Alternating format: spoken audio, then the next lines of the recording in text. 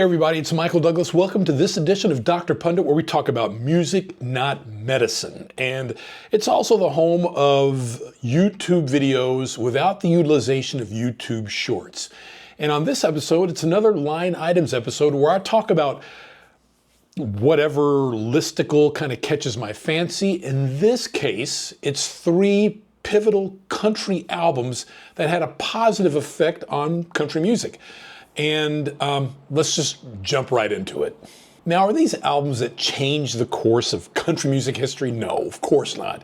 But these, in my opinion, are three very seminal albums that maintained country music's grip on pop music consciousness. I'll just get into the first album right now. You know, country music as a genre doesn't get enough credit for the incredible albums that the genre and the artists have shaped music history as a whole. And I tend to think of three classic country albums and musicians that changed music history in their own ways, and still they're powerful pieces of work that have also aged pretty well. So the first album I want to talk about in this line items is Shania Twain's phenomenal album, Come On Over.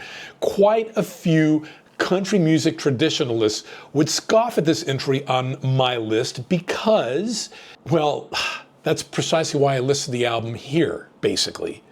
Country pop and other crossovers were already happening before Shania Twain released Come On Over in 1997, which initially had more of a country feel to it before pop music required her to release a more pop-leaning version of the same album a few years later.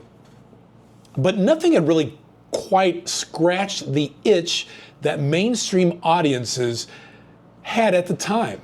And it was, of course, an enormous success that inspired a whole generation of country singers to revisit pop music. And this kind of comes in waves. We saw it in the early to mid 80s, the late 90s, and now Morgan Wallen and Zach Bryan are leading the charge once again in the early 2020s. So would these artists today have had as much success if, say, Twain hadn't have kept the momentum going with this album, say, 25 to 30 years ago? Think about it. The next album, Coat of Many Colors by Dolly Parton. Now, this 1971 album came out when Dolly was already on her way to superstardom, but before this album, Parton was more or less stuck in the role as singing partner and variety show fodder for her partner in crime, Porter Wagoner. Coat of Many Colors was the first release in which Parton was starting to take control of her own image and sound. 71 was quite the seminal year for her, and she really did it brilliantly. Coat of Many Colors was so successful because it was so relatable to audiences at the time.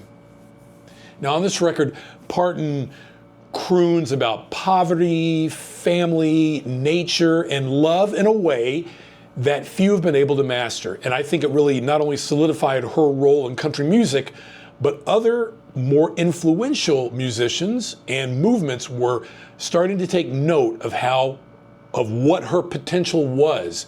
And that certainly exponentially went up over the next 10 years for Dolly Parton. And finally, Willie Nelson's Red-Headed Stranger. The concept album was already pretty much a thing before Willie Nelson released this 1975 classic country album. However, few songwriters in any genre really have mastered the art of narrative storytelling in their respective concept albums up to that point. This is one of, and I think critics can agree with this, Nelson's greatest achievements as an artist. And some would say it is his definitive work.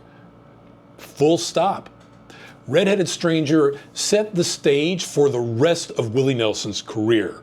And one could argue that he really built his acting on this album, his mystique on this album, and one that lasts today. I mean, I think he's around 90 years old, and just amazing. Red-Headed Stranger, 1975, Willie Nelson, caps off three country albums, actually from two different decades, but Dolly Parton's was close to the 1960s, that I think were very seminal albums in each of the respective musicians' careers, and they did not only country music favors, but they also got pop artists, non-country artists, taking note of how great the potential was in these three artists: Dolly Parton, Willie Nelson, and Shania Twain.